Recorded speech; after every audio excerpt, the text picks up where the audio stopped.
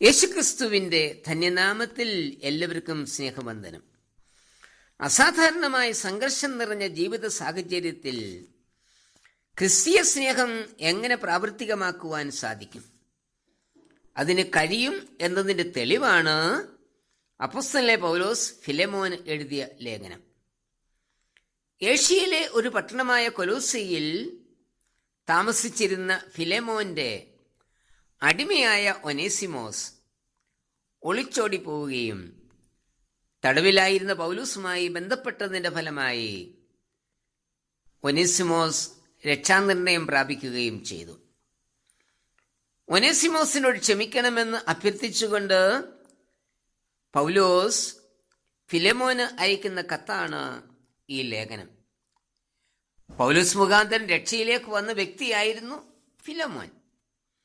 അതുകൊണ്ടാണ് നിന്നെ തന്നെ എനിക്ക് തരുവാൻ കടപ്പെട്ടിരിക്കുന്നു എന്ന് 19 വാക്യത്തിൽ പൗലോസ് പറയുന്നത്. ഫിലെമോന്റെ കുറെ പണം മോഷ്ടിച്ചുകൊണ്ടാണ് ഒനേസിമോസ് ഒളിച്ചോടിയത്. ഒളിച്ചോടിപ്പോകുന്ന അടിമകളെ പിടികിട്ടിയാൽ കഠിനമായ ശിക്ഷ നൽകുകയോ വധശിക്ഷ നൽകുകയോ ചെയ്യുന്നത് അന്നത്തെ രാഷ്ട്രീയ നിയമം ആയിരുന്നു. നിയമം പ്രകാരമായിരുന്നുവെങ്കിലും ക്രിസ്തുവിന്റെ സ്നേഹം രുചിച്ചറിഞ്ഞിരുന്ന ഫിലെമോൻ തൻ്റെ അടുക്കിലേക്ക് വന്ന ഒനേസിമോസിനെ ക്രിസ്തീയ സഹോദരനായി സ്വീകരിക്കുകയും കുറ്റം ക്ഷമിച്ച് സ്വതന്ത്രനാക്കുകയും ചെയ്തു എന്ന് ഐതിഹ്യം പറയുന്നു. ക്രിസ്തുവിന്റെ സ്നേഹം തെറ്റുകളെ ക്ഷമിക്കുന്നു. ക്രിസ്തുവിന്റെ സ്നേഹം കഠിനമായ ശിക്ഷയിൽ നിന്ന് വിടുതൽ നൽകുന്നു. തെറ്റ് ചെയ്തവൻ ഏറ്റുപറഞ്ഞ് തിരിച്ചു വന്നാൽ അവരെ സ്നേഹത്തോടെ സ്വീകരിപ്പാൻ ഇന്ന് നമുക്ക് കഴിയുന്നുണ്ടോ? പലപ്പോഴും നാം ക്ഷമിക്കും, പക്ഷെ മറക്കുകയില്ല.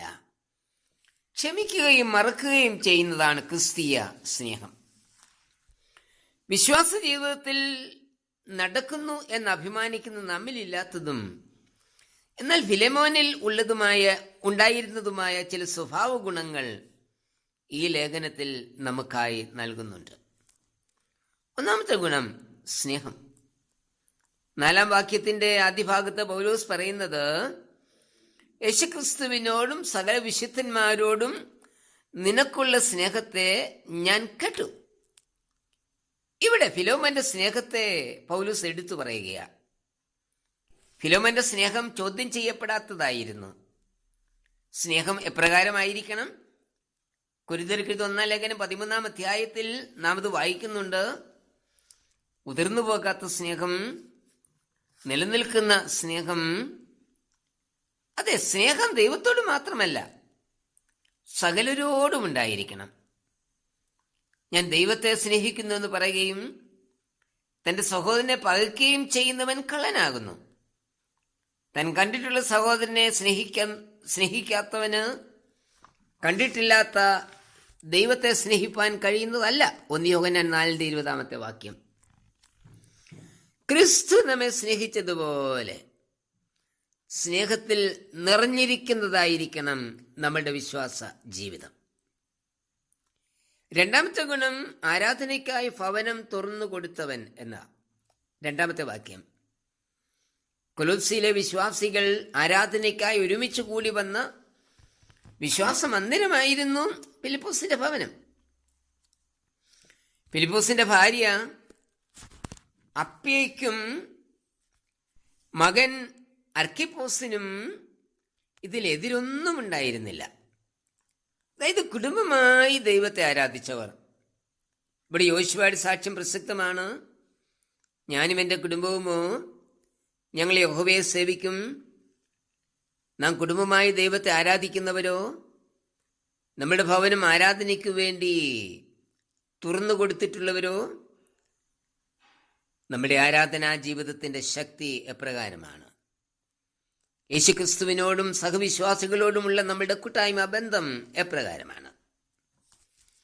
മൂന്നാമത്തെ ഗുണം വിശുദ്ധന്മാരുടെ ഹൃദയം തണുപ്പിച്ചവൻ. 7 വാക്യം. ഇവിടെ ദൈവമക്കളെയാണ് വിശുദ്ധന്മാർ എന്ന് പറഞ്ഞിരിക്കുന്നത്. ഫിലമോൻ ക്രിസ്തീയ സ്നേഹവും സഹതാപവും കൈമുതലായിട്ടുള്ള ഒരു വ്യക്തിയായിരുന്നു. ദൈവത്തെ സ്നേഹിച്ച് ദൈവമക്കൾക്ക് തൻ്റെ ഭവനത്തിൽ അഭയം നൽകുകയും അവർക്കൊപ്പം തോൾ കൊടുത്ത് വിശ്വാസത്തിൻ്റെ വർധനവിനായി പ്രവർത്തിക്കുകയും ചെയ്തിരുന്നവൻ. ദൈവമക്കളോടുള്ള നമ്മുടെ ഇടപെടൽ എപ്രകാരമാണ്? ഫിലമോനെ പോലെ ദൈവസാമീപ്യത്തിൽ നമുക്ക് ജീവിക്കുവാൻ കഴിയുന്നുണ്ടോ? നമ്മുടെ ജീവിതം കൊണ്ട് ദൈവനാമം മഹത്വപ്പെടണം, ദൈവമക്കൾക്ക് പ്രയോജനമുണ്ടാവണം. യേശുക്രിസ്തുവിനോടും സഹവിശ്വാസികളോടുമുള്ള സ്നേഹത്തിലും കൂട്ടായ്മയിലും നാം ഊർജ്ജസ്വലരാകണം. കർത്താവേ, സംഘർഷങ്ങളുടെ മധ്യത്തിൽ ക്രിസ്തീയ സ്നേഹത്തിൻ്റെയും ക്ഷമയുടെയും കൂട്ടായ്മയുടെയും സാക്ഷി നിർവഹിപ്പാൻ എന്നെ സഹായിക്കണമേ. ആമേൻ.